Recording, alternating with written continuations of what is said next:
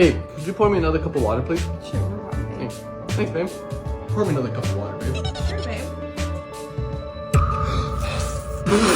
Didn't you see how she did it? I'm supposed to copy her. He's got 20 million on Rise of Kingdoms. What about you? Actually, I've got 30 million. How did you do that? It's all about tech development.